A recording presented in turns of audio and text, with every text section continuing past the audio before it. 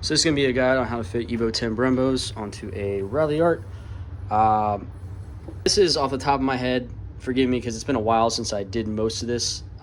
These are the tools I know you need for a fact. You're going to need a drill with a, what was this? A 9/16 drill bit. Get like a carbide, like a good one. A cheap one's not going to be able to cut through the steel. You'll need a 14, a 22, a ratcheting wrench with a long socketed 19, deep socket, I'm sorry. You'll need a rotary tool of some kind, Dremel or this cheap stuff that I have. You're going to want the little sanding wheel on the end, as well as the kit. If you get one of these, you have a kit probably, and you're going to need the cutting wheel right there. And then you're also going to want a vice grip. So when you get the DSM bracket, this is what you're going to get. You're going to get these 2 brackets and these 4 spacers right here. When they ship them to you, they're not going to be the right size, so we're going to have to drill them out. This is when you're going to want to put it in your vice grip, right? And then this is where your 9/16 comes in. You're going to drill that hole and that hole up to 9/16, all right? Now it's very, it's like a 1/2 inch thick steel. It's not going to be easy. You're going to want a good bit, a good drill, and some cutting oil. If you don't have cutting oil, just get like engine oil. That should help. It'll just help the bit last longer, and it won't get as hot. So next, you have these 4 spacers that come with the DSM bracket. You're going to want to do the same thing. Stick them in your vise, drill them to 9/16. One tool I forgot to mention is you're going to need a grinder. I'm not sure if a lot of people have those, but it is something you will need.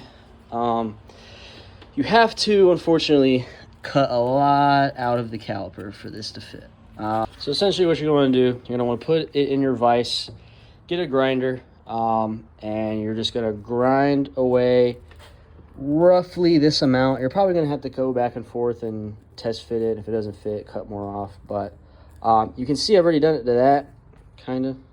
But you're going to want to, like, you can see this is pretty rough. Smooth this out, like you get a sanding wheel, and you can smooth it out just so it's not ugly. Paint it so that it doesn't corrode. On to our next step. So now we're on the driver's side wheel well.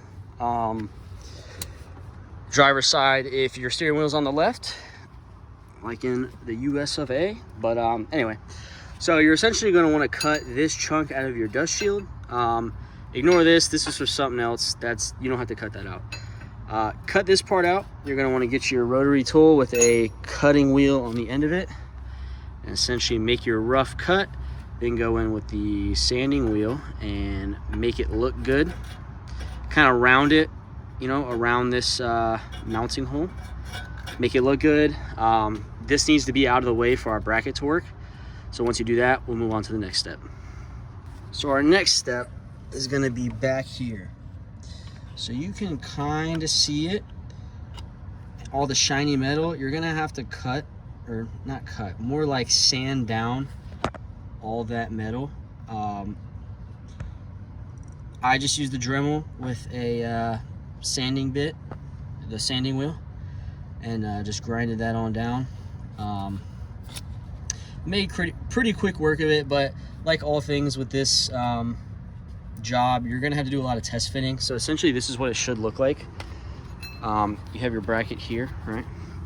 It's gonna slide like this and come down and mount to the bottom as well. I'm sorry, so it's the middle one. So it's gonna look like this.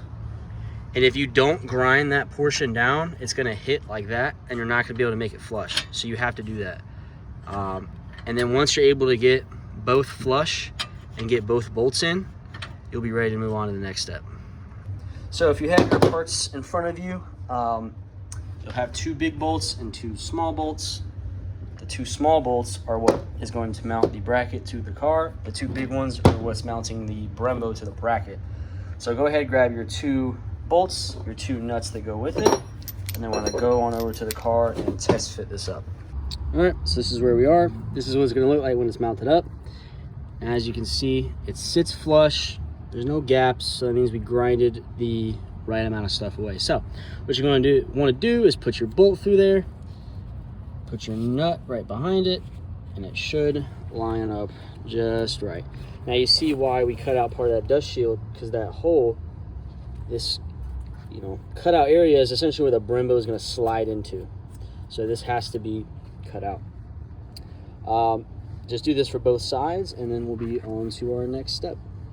So here we are now. I apologize for the poor lighting. It's getting pretty dark, but this is sort of what it'll look like, right? Once you have the bracket fitted, you got your chunk cut out.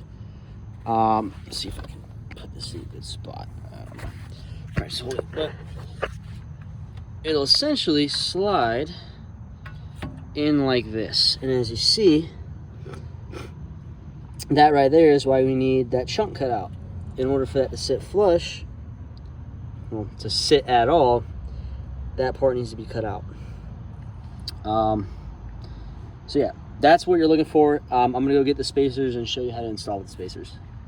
So we're continuing where we left off. We're just on the other side now. I'm just doing this side first, but essentially this is kind of what it'll look like, right? You got your hole cut out, you got your spacers in. Now, as you can see, I have two cutouts. I have one right here and one right here. It's because I did this upside down the first time, as somebody on the forum mentioned. I had the bleeder screw upside down and rotated it on that side, meaning not only would the bleeding it probably not work since it's upside down, but if you can notice, the pistons are different sizes. The leading edge piston, which is this one, is bigger than the one up top. From what I understand, it helps with like pad wear and stuff like that. So you don't want them upside down, so don't make that mistake. Make sure this little bar is on the bottom and the bleeder is on top. So yeah, anyway, we got it fit up. As you can see, our spacer is on both sides. Now I have a little washer there, as you can see, on both sides. That was just because I was having issues with the rotor hitting the pad on one side and not a lot on the other side. So there was like a big difference. So I put that washer there just to kind of move the caliper a little bit and fix that gap. It may be different for you. Honestly, I'm not sure.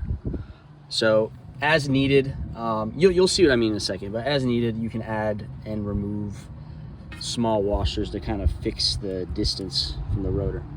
But yeah, so we got that installed. It looks like it fits. We're gonna take the caliper off. We're gonna install the pads and the rods and the little support plate, put the rotor on, and then get it torqued down. And also the mounting bolts, right, with the nut on the back, I used Loctite and I torqued them to 45 foot-pounds, just so they don't go nowhere. And yep. All right, here we are back at the workbench. This is just kind of an example of how the Brembos go together. I'm sure most of you already know this, but just in case you don't, essentially you put your pads in, right? You slide them in the right way. You put this little rod through it, and then you put this little plate in between it. It's fairly simple, not that hard. You are going to want to make sure though that your pistons are compressed all the way down. Otherwise, if you have new pads, they might not fit. So yeah, I got both of these ready to go. What I'm going to do now is just tighten these up, make this not so jagged with the sanding wheel, polish it, you know what I mean, and then I'm going to paint it and let it dry for a little bit, just to prevent corrosion, and we'll go from there. All right, so here we are now. Put the rotor on, secured it with some lug nuts, and then back here you can see that we have it mounted up right there at the bottom. And then here's what I was talking about the pad and rotor gap. You can see how there's a big gap there and not a big gap there. Now this is with the washer. Without the washer, it was doing the same thing but reverse, so there's a gap there, not a gap there. But I put a flashlight to the bottom and I could actually see a slight gap. So I think there's enough gap. As you can see, it spins freely. There's a little bit of noise. It's just because there's rust buildup on this rotor. But I'm gonna try to do this. If it doesn't work, I'm just gonna have to get some thinner washers to kind of put it more in the middle. But I'm gonna run this for now and we'll see if it works. But yeah, so you're at this point now. Make sure you torque your bolts. I torqued them to the whatever the spec was for the OEM Brembos on the Evo. I believe it's like 58 or something like that. I don't remember off the top of my head, but I'll put the torque specifications below. So yeah, you're going to want to just reconnect your brake line. I used the screw off of the stock Ralliart caliper, and at this point you just do you bleed the brakes and it should be good to go. And this is pretty self-explanatory, but make sure you use the 2 copper washers that go on either side of the bleeder screw. It can be easy to forget, so just make sure you do that. So we're back on the driver's side. I just want to make a quick note. So your stock lines, your brake lines will fit. They bolt right up. But one thing I want to note is typically you'll have this little rubber grommet holder-ish, whatever you want to call it, thing here. Hold on. And if you try to slide it in its little spot, you'll see the brake lines at like a really weird angle. I didn't like that, so I just keep it like this. I mean, it's not really going to hit anything. So I keep it like this. So as you can see, we're installed over here. And then if we go over here, that's what it'll look like with the wheel on. As you can see, I have a very narrow clearance. I will leave you guys with that. That is how to do Evo Brembos on a Ralliart. Hope you guys found it at least somewhat informative. If you have any tips or anything for or anything to point out for something I could have done better, or maybe, you know, whatever you gotta say, just go ahead and let me know. I'm open to hear what anybody has to say. So yeah, hope you all enjoyed.